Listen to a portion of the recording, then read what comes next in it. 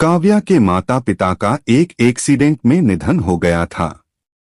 उसके बाद राजू ने ही उसे पाल पोस कर बड़ा किया है।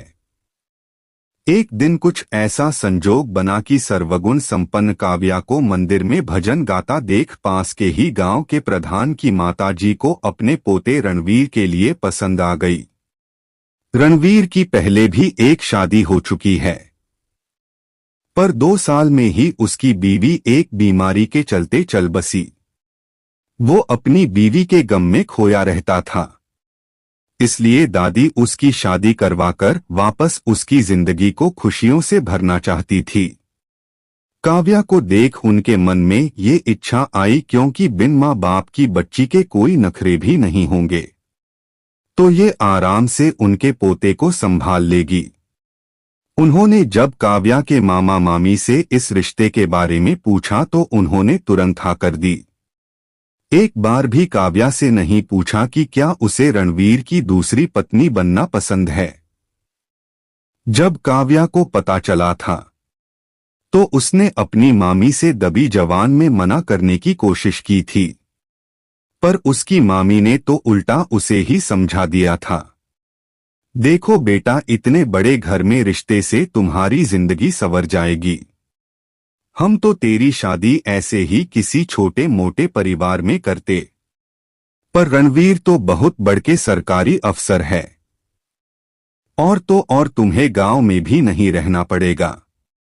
बड़े शहर में जाके राज करेगी हमारी बिटिया। सभी की मर्जी से चट मंगनी पट ब्याह हो गया और आ गई काव्या अपनी ससुराल। यहाँ पर भी उसका कोई भव्य स्वागत नहीं हुआ, बस नामचार की रस्में निभाई गई थी, पर सबका प्यार बहुत मिल रहा था। दादी जी ने तो जैसे काव्या पर ममता की बरसात कर दी थी, और सासू माँ ने भी उसे खुले दिल से स्वीकारा था। छोटी ननद चुहलबाजी करती उसे रणवीर के कमरे तक छोड़ आई थी। कमरा बेला गुलाब की खुशबू से महक रहा था। रणवीर पहले से ही वहां मौजूद था। शर्माई सकुचाई सी काव्या आगे बढ़ी ही थी कि पहली बार रणवीर भारी सी आवाज के साथ उसके सामने था, जिसे पहली बार काव्या ने गौर से देखा था। 5 फुट 8 इंच लंबा सावला सा रंग, अच्छी कद काठी वाले रणवीर की आंखें सुर्ख लाल हो रखी थी। देखकर लग रहा था जैसे बहुत रोए हो, और इसीलिए आवाज भी भारी हो गई थी। वो सधे हुए कदमों से काव्या के पास आकर बोला, देखो काव्या, मैंने ये शादी सिर्फ दादी की वजह से की है। मैं तो आज भी अपनी कुमुद रणवीर की पहली पत्नी से बहुत प्यार करता हूँ। उसकी जगह में किसी को नहीं दे सकता। ये बोल रणवीर कमरे से बाहर निकल गया। काव्या तो कुछ समझ ही नहीं पा रही थी। अगर रणवीर को अपनी कुमुद से इतना ही प्यार था तो फिर उसकी जिंदगी क्यों बर्बाद कर दी। लड़खड़ाते कदमों से वो वही पलंग पर धम्म से बैठ गई। आंखों में जैसे दर्द का सैलाब उमड़ पड़ा हो। रोते रोते कब आंख लग गई उसे पता भी न चला। सुबह उठ तैयार हो वो जब नीचे आई तो उसकी दादी और सास से उसकी सूजी आंखों ने जैसे सब बयां कर दिया। ममता भरा हाथ सर पर रख सासू माँ ने कहा, परेशान न हो बेटा, तुम्हें यहाँ किसी की जगह नहीं लेनी, अपनी जगह बनानी है। और अपनी जगह बनाने में समय तो लगता है न। एक फीकी मुस्कान के साथ काव्या ने हाँ में सर हिला दिया।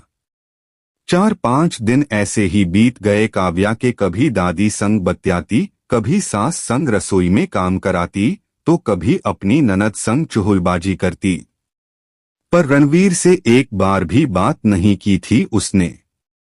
रणवीर की छुट्टियां खत्म हो गई थी, वो वापस जा रहा था। दादी जबरदस्ती काव्या को भी साथ भेज रही थी।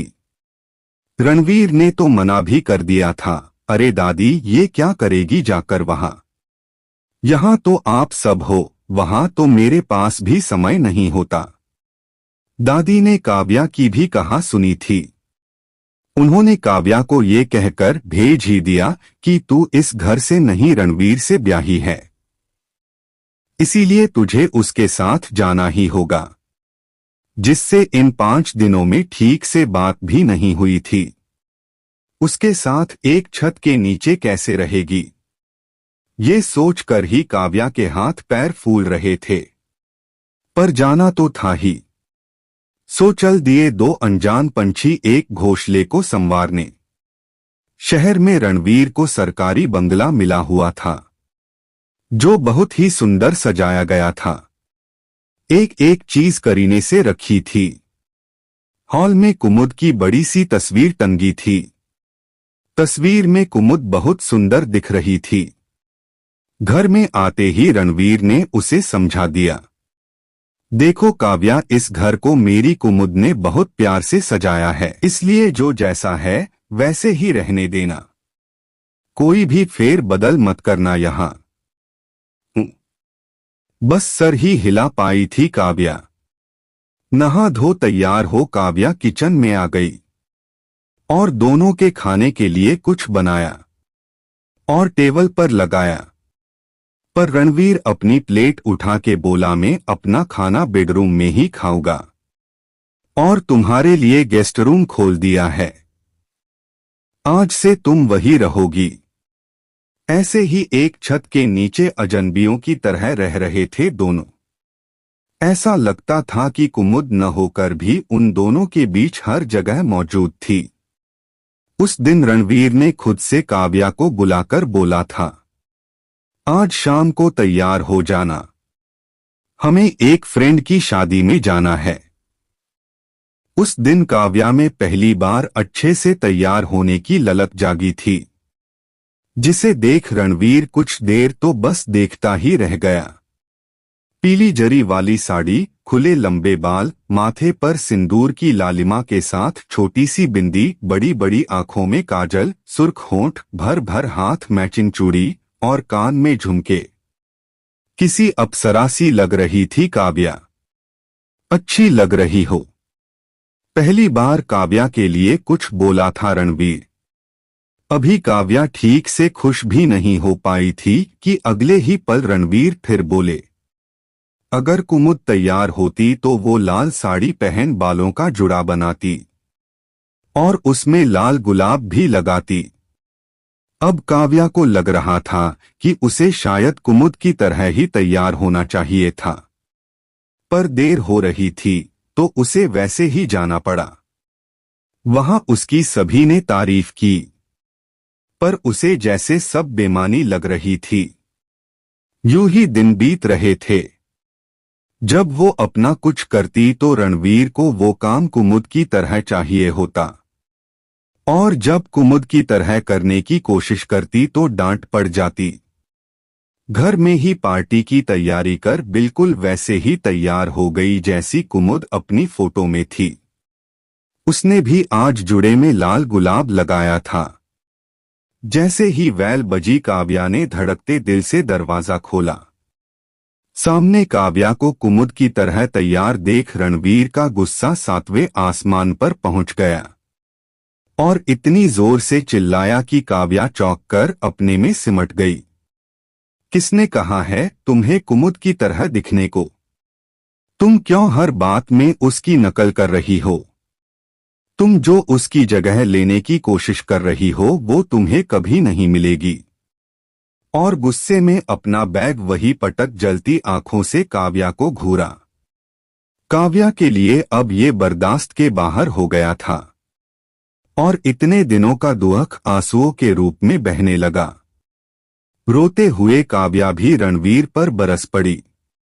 रणवीर, आखिर तुम चाहते क्या हो? जब मैं अपने तरीके से तैयार होती हूं तो तुम्हें कुमुद जैसा रूप चाहिए, और जब मैं उनकी तरह तैयार हुई तो मैं उनकी जगह लेने की कोशिश कर रही हूं। मुझे यहां किसी की जगह नहीं चाहिए, बल्कि मुझे यहां अपना थोड़ा सा वजूद चाहिए। क्या गलती है मेरी? अगर तुम्हें अपनी कुमुद की जगह किसी को नहीं देनी थी तो क्यों मेरी जिंदगी बर्बाद कर दी?